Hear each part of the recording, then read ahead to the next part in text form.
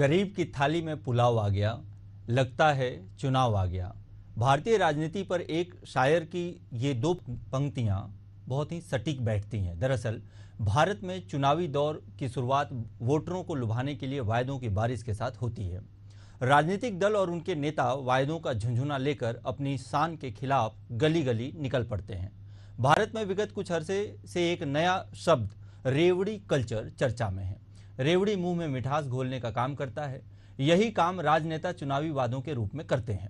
यहाँ सवाल यह उठता है कि क्या जनता को दी जाने वाली जरूरी सामग्री सब्सिडी रेवड़ी कल्चर है, या बड़े बड़े अमीरों को अरबों खरबों माफ करना चुनावी घोषणाओं पत्र के जरिए बढ़ती मुफ्तखोरी की प्रवृत्ति को लेकर प्रधानमंत्री नरेंद्र मोदी के क्या कुछ कहा है। सबसे पहले आइए उसे सुनते हैं। आजकल हमारे देश में मुफ्त की रेवड़ी बांटकर वोट बटोरने का कल्चर लाने की भरसक कोशिश हो रही है।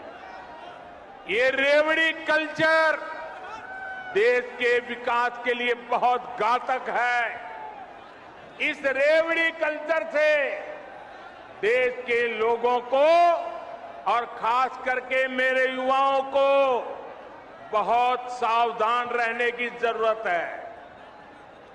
रेवड़ी कल्चर वाले कभी आपके लिए नए एक्सप्रेसवे नहीं बनाएंगे, नए एयरपोर्ट या डिफेंस कॉरिडोर नहीं बनवाएंगे। रेवड़ी कल्चर वालों को लगता है कि जनता जनार्दन को मुफ्त की रेवड़ी बांटकर उन्हें खरीद लेंगे।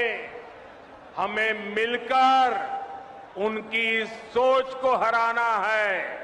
रेवड़ी कल्चर को देश की राजनीति से हटाना है। नमस्कार, मैं हूं जय दुबे। हमारी खास पेशकश मुद्दा में आपका फिर से स्वागत है। देश में यूं तो कई ज्वलंत मुद्दे हैं जिस पर सार्वजनिक चर्चा भी जरूरी है, तो मंथन और कार्यवाही भी आवश्यक है। इसी कड़ी में आज हम एशियन न्यूज की खास पेशकश मुद्दा में रेवड़ी कल्चर पर चर्चा करेंगे। इसमें दो राय नहीं है कि भारत तरक्की के नए सोपान तय कर रहा है, लेकिन सत्ता पर काबिज होने की जिद में देश के राज्यों में जिस तरह से मुफ्तखोरी की आदत लगाई जा रही है, सही मायने में यह देश को गर्त की तरफ ले जाने वाला है। यह हम नहीं बल्कि राज्यों पर बढ़ता कर्ज कह रहा है। अच्छी बात है कि देश के प्रधानमंत्री नरेंद्र मोदी ने गरीबों के लिए मुफ्त राशन की व्यवस्था की है, गरीब बच्चों को मुफ्त शिक्षा प्रदान करने का बीड़ा उठाया है, उपचार के लिए आयुष्मान योजना का संचालन हो रहा है, किसानों को समृद्ध बनाने और उनका मनोबल बढ़ाने सम्मान योजना चलाई जा रही है। लेकिन सत्ता हासिल करने के लिए जिस तरह की होड़ चलती है, मतदाताओं को लुभाने के लिए जो लालच दिया जाता है, यही रेवड़ी कल्चर कहलाता है या नहीं, यह बात मुद्दा में आज हम लंबे तौर पर और एक बृहद रूप से डिस्कस करेंगे। भारत रत्न पूर्व प्रधानमंत्री अटल बिहारी वाजपेयी ने कहा था कि देश की तरक्की चाहिए तो देश में केवल शिक्षा, स्वास्थ्य और न्याय ही मुफ्त में मिलना चाहिए, तभी देश की सेहत अच्छी रह सकती है। पर आज के दौर में सत्ता हथियाने के लिए अधिकांश राज्यों में राजकीय कोष की जानकारी के बगैर जिस तरह से वायदों का बाजार गर्म है, उसका सीधा असर राज्य के खजाने पर पड़ रहा है, जिसका खामियाजा करदाताओं को भुगतना पड़ता है। आरबीआई के मुताबिक 2018-19 में सभी राज्य सरकारों ने सब्सिडी पर 187 लाख करोड़ रुपए खर्च किए थे। यह वर्ष 2022-23 में बढ़कर 3 लाख करोड़ रुपए के पार चला गया। इसी तरह मार्च 2019 तक सभी राज्य सरकारों पर 48 लाख करोड़ का कर्ज था, जो मार्च 2023 में बढ़कर 76 लाख करोड़ के ऊपर चला गया। क्या यह आंकड़े डराने वाले नहीं हैं? लेकिन इसकी परवाह कौन करता है, क्योंकि नेताओं को तो कोई मतलब ही नहीं है, यह जनता का पैसा है। असल मायने में नेताओं की उदारता का हथौड़ा सीधे तौर पर करदाताओं के सिर पर पड़ता है। बात यहाँ पर समझने की है कि आखिर इस रेवड़ी कल्चर के सही मायने में फायदा किसे पहुंच रहा है। इससे पहले यह समझना होगा कि वास्तव में रेवड़ी कल्चर है क्या। हालांकि सुप्रीम कोर्ट में दिए एक हलफनामे में चुनाव आयोग ने कहा था कि भारत में रेवड़ी कल्चर यानी फ्री बीज की कोई स्पष्ट परिभाषा नहीं है।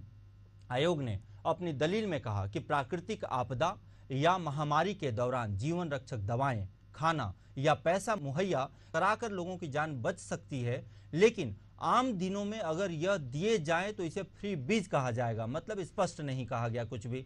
अब रेवड़ी कल्चर के फायदे की बात करें तो इसका फायदा केवल राजनीतिक दलों या राजनेताओं तक सीमित होता है। जिन मतदाताओं को रिझाने के लिए रेवड़ी फेंकी जाती है, सही मायने में उसका फायदा भी चंद लोगों को ही मिल पाता है, कई लोग वंचित रह जाते हैं, लेकिन नुकसान बहुतायत में होता है। यहाँ हम हमारे साथ जुड़े मेहमान वरिष्ठ पत्रकार उचित शर्मा जी से समझने का प्रयास करेंगे कि देश में रेवड़ी कल्चर की जरूरत क्यों पड़ गई, नुकसान और फायदे को लेकर आपका क्या मत है, संक्षेप में समझना चाहेंगे। हमारे साथ जुड़े हैं छत्तीसगढ़ के पत्रकारिता जगत के बड़े हस्ताक्षर उचित शर्मा जी। उचित शर्मा जी, क्या कहना चाहेंगे रेवड़ी कल्चर के ऊपर आप?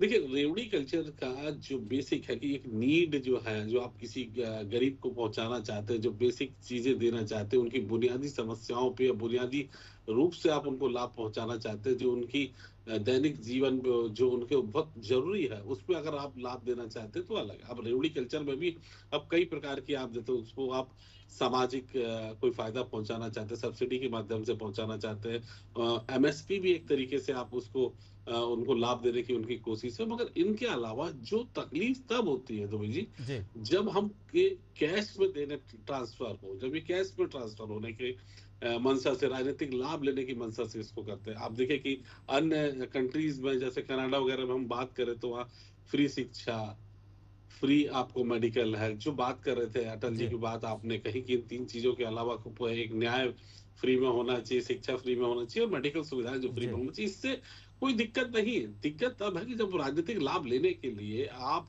मंच पर चढ़ के जिस तरीके की बयानबाजी होती है, वो किसी भी सरकार के द्वारा होती है, चाहे वो नरेंद्र मोदी जी कर रहे हो, चाहे वो राहुल गांधी जी कर रहे हो, चाहे वो 1 लाख रुपए ट्रांसफर करने की बात कर रहे हो, चाहे महतारी बंधन को भी मैं कहूंगा कि एक प्रकार के सब छत्तीसगढ़ परिप्रेक्ष्य पे बात करें तो महतारी बंधन है, गैस पे सब्सिडी है, आप जिस तरीके से किसानों को आप दे रहे हो, किसानों को लाभ देने के और भी तरीके हैं, किसानों को, महिलाओं को फायदा देने के लिए और भी तरीके हैं। बिल्कुल। डायरेक्ट कैश बेनिफिशियरी जो दी जाती है, डायरेक्ट बेनिफिट जो कैश ट्रांसफर किए जाते हैं, वो हमेशा से नुकसानदेह के लायक है। तो आप देखिए ना किस चीज के लिए बजट लिया जा रहा है। तो हमारी स्थिति हम भी गलत तो नहीं है, लेकिन गलत होने के प्रोसेस में हम जरूर है, ये कह सकते हैं कि छत्तीसगढ़ की जो माली हालत है। जी उचित शर्मा जी, क्या आप जैसे लाडली बहन योजना है या महतारी बंधन योजना है, जिस तरीके से पैसे को सीधे तौर पर कहा जाए कि बिना कुछ काम लिए हुए, बिना किसी तरीके का कोई भी काम लिए हुए सीधे सीधे हर महीने पैसे को ट्रांसफर, ये करदाताओं के पैसे हैं, किसी न किसी रूप में राज्य के जो जनता है, राज्य की जो जनता है, उन्होंने कर चुकाया है। आपके पास वो पैसा राज्य सरकार के पास जमा होती है और राज्य सरकार उसको सीधे तौर पर ऐसे ट्रांसफर कर देती है। अगर यह पैसा बचता तो राज्य के विकास में लगता। तो क्या इन योजनाओं पे आप क्या कहना चाहेंगे, क्या इन योजनाओं पे लगाम नहीं लगना चाहिए? जो छत्तीसगढ़ का या हिंदुस्तान का भला चाहता है, वो नहीं चाहता कि इस तरीके की फ्री की सुविधाएं दी। आप देखिए, मैं मनरेगा को फ्री बीज की स्कीम में नहीं मानूंगा। मनरेगा में वो अपना श्रम करता है, उसके बाद उसको जो फीस है, उसकी जो 432 रुपए के आसपास जो फीस या जो अमाउंट उनको दिया जाता है, वो उनके श्रम के बदले दिया जाता है। लेकिन ये कैश ट्रांसफर आप जो कर रहे हैं, डायरेक्ट आप 1000 रुपए, आप साल के 12,000 रुपए, 12,500 रुपए जो भेज रहे हैं, ये मतलब कहीं से उचित नहीं मानता है कि मतलब डायरेक्ट आप किसान को 6,000 रुपए, अब 8,000 रुपए, कहीं 12,000 रुपए किसान सम्मान निधि आप दे रहे हैं। तो ये इसके बदले आप उनको पहुंचाने के बहुत तरीके, आप उनको यंत्र अच्छी गुणवत्ता के यंत्र दीजिए, अच्छे बीज दीजिए, अच्छे एमएसपी की दाम दीजिए, उनकी फसल के अच्छे दाम सरकार मुहैया कर सके, ये उनके लिए बहुत बेहतर है। उसको किसी तरीके की आपकी ना सब्सिडी चाहिए, ना आपसे कुछ मदद चाहिए, ना कोई फाइनेंशियल आपसे हेल्प चाहिए। और ये हिंदुस्तान की जनता है, मैं कहूँ स्पष्ट तौर पे, तो हम अभी डेमोक्रेसी के लिए अभी भी हम मैच्योर नहीं मानता, बहुत स्पष्ट रूप से कहूँ तो अभी भी हम डेमोक्रेसी के लिए पूरे तरह मैच्योर नहीं है। क्योंकि जिस तरीके से हमें लालच देके, हमें फ्री बीज देके, हमें चुनाव के वक्त तमाम लोग लुहाने ऑफर देके जिस तरीके से बरगला जा रहा है, बहलाया जा रहा है और अपनी तरफ खींचा जा रहा है, ये कहीं से उचित नहीं मानता और ना ही ये एक स्मार्ट और सही लोकतंत्र को मैं से कहूँ। बहुत बहुत धन्यवाद हमारे साथ जुड़ने के लिए उचित शर्मा जी। आपने बहुत ही स्पष्ट और बहुत ही उन्मुक्त विचार अपने व्यक्त किए हैं, बिल्कुल इसको मैं कहना चाहूँगा, और बहुत ही कड़ा प्रहार भी किया है कि यह व्यवस्था, यह संस्कृति ही गलत है। मोटे मोटे तौर पर देखा जाए। और अगर सही मायने में लोकतंत्र को बचाना है और डेमोक्रेसी सही मायने में एक आदर्श लोकतंत्र स्थापित करना है, तो हम जैसे आप सभी को, सभी जनता को इस मानसिकता से बाहर निकलना होगा और हमको इसे कहीं ना कहीं नकारना होगा आने वाले समय पर। तभी देश और राज्य और गांव तक का सही मायने में विकास हो सकता है। राज्य के पास या देश के पास जो पैसा आएगा, उस पैसे को वो विकास में तभी लगा पाएंगे जब ये रेवड़ी कल्चर या फ्री बीज कल्चर बंद होगा। बहुत बहुत धन्यवाद हमारे साथ जुड़ने के लिए उचित शर्मा जी इस मुद्दे पर।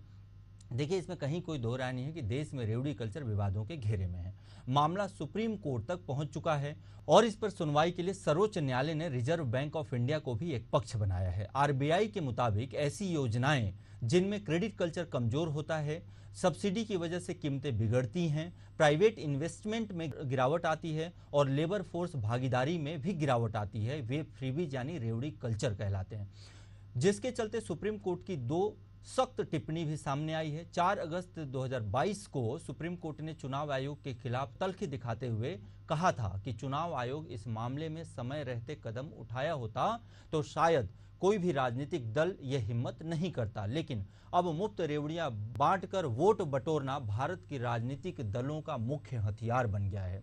इस मुद्दा को हल करने के लिए विशेषज्ञ कमेटी बनाने की जरूरत है, क्योंकि कोई भी दल इस पर बहस नहीं करना चाहेगा। वहीं 11 अगस्त 2022 को अपनी टिप्पणी में सुप्रीम कोर्ट ने कहा कि यह मुद्दा समाज और अर्थव्यवस्था के लिए महत्वपूर्ण है, क्योंकि फ्री बीज की वजह से इकोनॉमी पैसे गंवा रही है, भारत पर आर्थिक संकट आ रहा है। हम इस बात से सहमत हैं कि फ्री बीज और वेलफेयर के बीच अंतर है। बात करें आम चुनाव 2024 की, तो भारतीय जनता पार्टी ने मुफ्त राशन योजना 5 साल जारी रखने की गारंटी जरूर दी है, लेकिन इसके अलावा भाजपा ने घोषणा पत्र में मुख्यतः सुधार कार्यक्रम और विकास योजनाएं जारी रखते हुए 2047 तक देश को विकसित राष्ट्रों में शामिल करने का संकल्प की भी बात की है।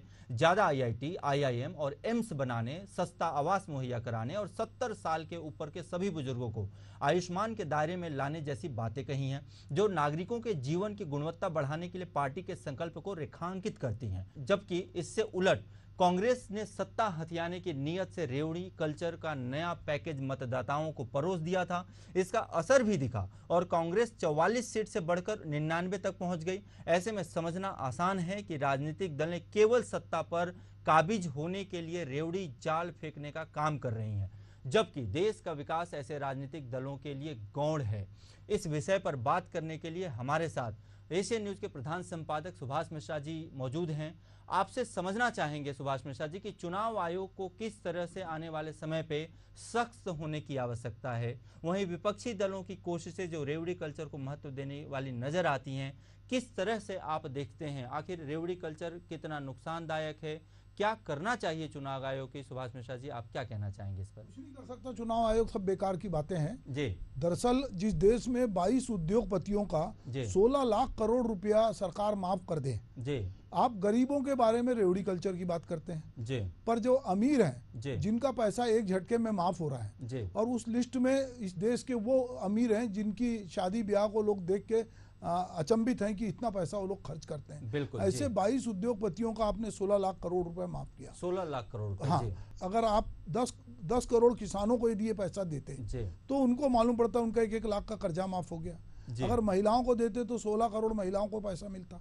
सवाल क्या है कि ये जो बात कर रहे हैं ये सब राजनीतिक दलों का दो मुहापन है। आप रेवड़ी कल्चर किसको कहते हैं? पहली बात ये कि यदि आप गरीब को 80 करोड़ लोगों को अनाज देते हो तो ये रेवड़ी कल्चर नहीं है जी। ये आपकी जरूरत है कि आपने संविधान में ये किया कि जीने का अधिकार मिलेगा लोगों को जी, बिल्कुल। लोगों को शिक्षा का अधिकार मिलेगा, लोगों को स्वास्थ्य का अधिकार मिलेगा। दरअसल आप किन चीजों में ये पैसे खर्च कर रहे हैं या देते हैं, पर चुनाव जैसी नजदीक आता है तो आप किसी को कहते हैं हम लैपटॉप देंगे, किसी को कहते हो आपके हम कुछ और चीज देंगे, तो आप धीरे धीरे लोगों को घर बैठे पैसे दे रहे हो। हमारा कहना है कि जैसे कि अभी उचित शर्मा जी ने बहुत अच्छी बात कही कि मनरेगा जैसी योजना है जिसमें आपने रोजगार की गारंटी दी, आप उनसे कुछ श्रम तो कराइए, आप फिर उनको कुछ दीजिए, पर हाँ जिनको बेहतर स्वास्थ्य चाहिए उनको स्वास्थ्य दीजिए, आप शिक्षा का आश्वासन दीजिए कि हम बच्चों को पढ़ाएंगे, पर आप चुनाव में कहते हैं कि मांगो क्या क्या चाहिए। तो ये है दरअसल एक प्रकार का रेवड़ी कल्चर, जिसमें आप मतदाता को प्रभावित करने के लिए आप तरह तरह के प्रलोभन देते हैं। पर यदि दिल्ली में सरकार मोहल्ला क्लिनिक खोलती है या अच्छे स्कूल खोलती है, वो रेवड़ी कल्चर नहीं है। रेवड़ी कल्चर ये है कि किसी को बिना श्रम के, बिना मेहनत के वो चीजें देना जो कि उसके बिना भी उसका जीवन चल सकता था। तो अब ये तय करना पड़ेगा सरकारों को या जो राजनीतिक दलों को। और चुनाव आयोग जो है ना, उसकी भूमिका तो और संदिग्ध है। वो मतलब कहता है कि हम क्या कर सकते हैं, मतलब इसको परिभाषित नहीं कर रहे हैं। सुप्रीम कोर्ट ने भी अपने हाल पे छोड़ दिया।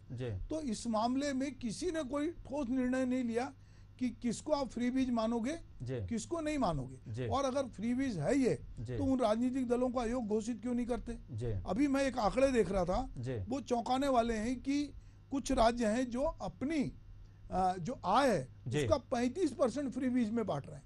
मतलब ये एक बड़ा जबरदस्त आंकड़ा। पंजाब 35.4%, आंध्रा जो है 30.3%, मध्य प्रदेश 28.8%, और जो बाकी राज्य हैं उनकी भी यही स्थिति है।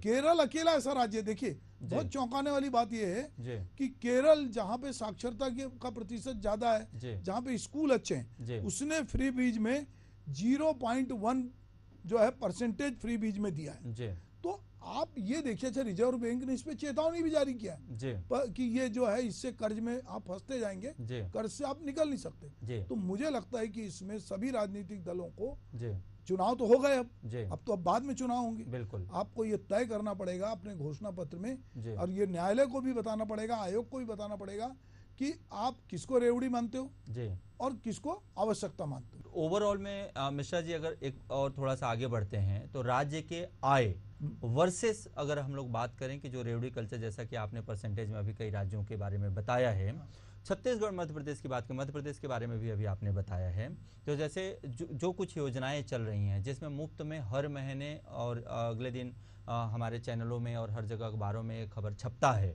कि इतने 1000 करोड़ रुपए सीधे आपके अकाउंट में ट्रांसफर कर दिए गए। वास्तव में उस पैसों का कोई उपयोग सीधे तौर पे सरकार बांटने के अलावा और कुछ नहीं कर रही है। कहीं भी वह पैसा वापस से इकोनॉमी में बहुत ज़्यादा या इंफ्रास्ट्रक्चरल डेवलपमेंट में कहीं भी राज्य को सहयोग नहीं प्रदान कर रहे हैं।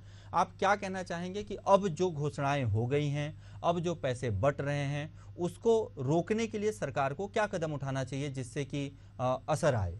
देखिए, सरकारों को तो जैसे आरबीआई ने एक चेतावनी जारी की है, उसने कहा है कि आपकी जो जीडीपी है उसमें अभी उन्होंने बताया कि 48% जो है वो केवल जो है मध्य प्रदेश जो है उसका 29% जा रहा है, पंजाब का 48% जा रहा है। तो अगर आप इतना पैसा इसी चीज में डाल रहे हैं और आप सीधे अकाउंट में ट्रांसफर कर रहे हैं पैसा, हम ये नहीं कह रहे हैं कि आप पैसे मत दीजिए, पर देने के तरीके ये होने चाहिए कि आप उनसे कुछ ना कुछ तो कराइए। अगर मान लो लाडली बहना है, आप उनको 1000 रुपए दे रहे हो रक्षाबंधन में और 250 रुपए दे रहे हो और 1500 रुपए महीना दे दिया, तो उस 1500 रुपए में आप चाहते तो उन बहनों से ये भी अपील करते कि बहनें इसमें इस 1500 रुपए का कोई तो काम करके आप घर में ही बैठ के कोई आइडिया तो देते। अब आप ये हर महीने देख रहे हो कि आप महतारी बंधन हो, चाहे लाडली बहना हो, चाहे और कुछ हो, आप उनसे बिना किसी उसके आपके अकाउंट में पैसा ट्रांसफर कर रहे हो। वास्तव में मिश्रा जी, रेवड़ी की संस्कृति जिसे तमिलनाडु की दिवंगत मुख्यमंत्री जयललिता ने मुफ्त sari, pressure cooker, washing machine, television set आदि का वादा करके शुरू किया था। मुफ्त रेवड़ी कल्चर को अन्य राजनीतिक दलों ने भी वोटरों को लुभाने के लिए तेजी से अपनाया। दिल्ली में आम आदमी पार्टी, जैसा कि मैंने आपको बताया, मतदाताओं को मुफ्त बिजली, पानी, बस यात्रा का वादा करके 2015 में दिल्ली विधानसभा चुनाव में बड़ी जीत हासिल की। एक ताजा मामला पंजाब विधानसभा चुनाव का भी है, जहां आपने प्रचंड बहुमत से जीत हासिल की। इस चुनाव में भी आपने 300 यूनिट मुफ्त तक बिजली, राज्य में 18 वर्ष से अधिक उम्र कि प्रत्येक महिला को 1000 रुपये प्रतिमाह, जैसा कि रेवड़ी आपने बताया, प्रतिमाह उनके अकाउंट में दे देना, ये सारी चीज़ें लागू किया। और लागू करके फिर से सत्तासीन हो गए। सुप्रीम कोर्ट से ही उम्मीद कर सकते हैं कि सुप्रीम कोर्ट इसमें कोई रूल पास करे और कहे कि भाई ये चीजें आप नहीं कर सकते और राजनीतिक दल जो करेंगे वो अयोग्य घोषित होंगे। ऐसा जब तक सुप्रीम कोर्ट खुद नहीं करेगा तो राजनीतिक दल तो अपने स्तर पे करने से रहे, क्योंकि दोनों के घोषणा पत्र देखते हैं, बड़ी पार्टी कांग्रेस और बीजेपी दोनों इस बात के अब तो जोर देने लगी क्या क्या चीज वो और देंगे। लंबी लिस्ट निकल रही है और इनको लग रहा है कि ये बांटने से जो है ये चीजें मिलेंगी। तो मुझे लगता है कि इसमें सुप्रीम कोर्ट को ही रोल प्ले करना होगा। जी, बहुत बहुत धन्यवाद मिश्रा जी, आपने बहुत अच्छे से अपने विचार रखे।